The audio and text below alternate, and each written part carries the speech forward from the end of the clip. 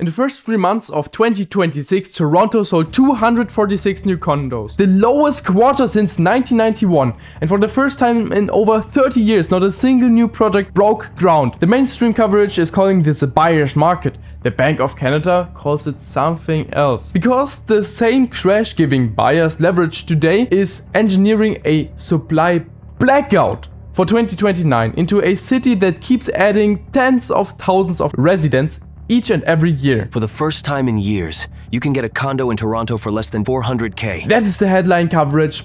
Prices down 90% year over year, listings stacking up, first-time buyers walking back into the showrooms with leverage they have not had in a decade. The hope was to keep this as something that I can probably later on give it to my children. But when its value falls, banks won't finance the original amount, leaving buyers to cover the gap out of pocket. Both stories are real. Both miss the same mechanism. On April 29th, the Bank of Canada quietly downgraded housing's contribution to the economy by 0.3 percentage point. Not because of demand, because of what isn't being built.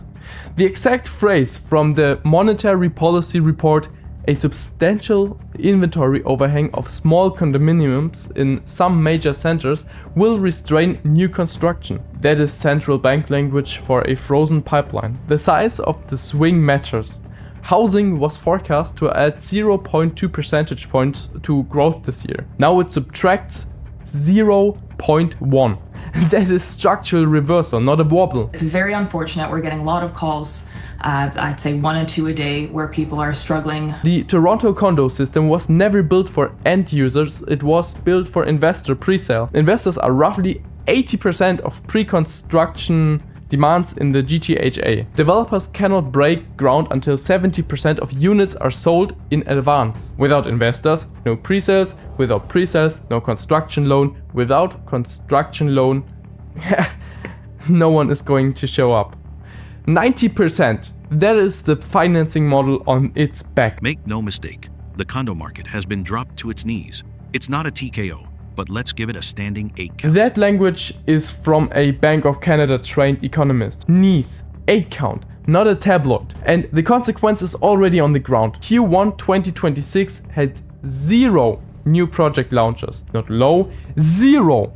You know, we're now seeing, developers, are suffering and laying off construction people. I've been by the hundreds of thousands. The first time in 3 decades, starts down 88% in 3 years, 91% below the 10-year average. The pipeline isn't slowing, it's evaporating, and the developers who try to push through this drought are going under. This is very important to get this market, jump started again.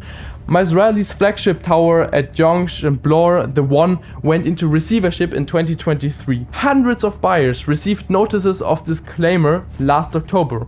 Van Dyck's Grand Central Mimico project sat under receivership the same year. The receiver said it had no chance of being completed by its 2028-2029 dates. Every pre-sale agreement being terminated. Picture the investor who walked into a sales center in 2022, bought a 1-bedroom downtown for $1 million, $200,000 deposit, $800,000 mortgage, waiting at closing. That same unit today resells for around $700,000. The market wiped out $300,000 of equity before the keys ever changed hands. There's no magic solution here. There unfortunately is very little room to renegotiate with these builders. So here is the choice in front of 77% of new condo investors.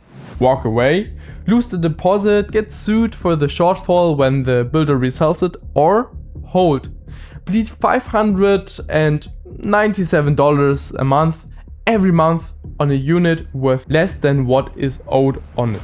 They're either going to have to come up with the money, or in the worst case scenarios, I've had to refer some of my clients to trustees in bankruptcy. The assignment market tells the same story. Listings show buyers absorbing $200,000 to $700,000 losses just to escape their contract. Some Toronto buyers are walking away from deposits worth $300,000. The exit is brutal. On paper, falling prices look like the cure. The math says the opposite. Cheaper resales mean worse comparables for new builds. Developers cannot drop pre-construction prices because their costs have not dropped. So the market does not clear, it freezes. But at the same time, you have a certain price point that you want to hit. And so if it doesn't look like you're going to get that and you don't need to sell your home for any other reason, then you're just going to stand pat. Forecast condo completions for the GGHA: 14,000 units in 2027, 13,000 units in 2028, and about 2,000 in 2029 for an entire region. That is the president of the firm that tracks every condo unit in this country on the record, saying it is already too late to fix the back end of the decade. Run the math, the federal immigration levels plan locks in. Even after the recent cuts to non-permanent residents, Toronto still pulls in roughly 115,000 new immigrants each and every year. In 2029, the GGHA will deliver 2,029 new condos. The buyer's market isn't a recovery, it's the last open window before a 4-year supply blackout. Almost none of the people moving here in 2029 will have a condo to buy. The countdown started in 2023. Nobody told the buyers.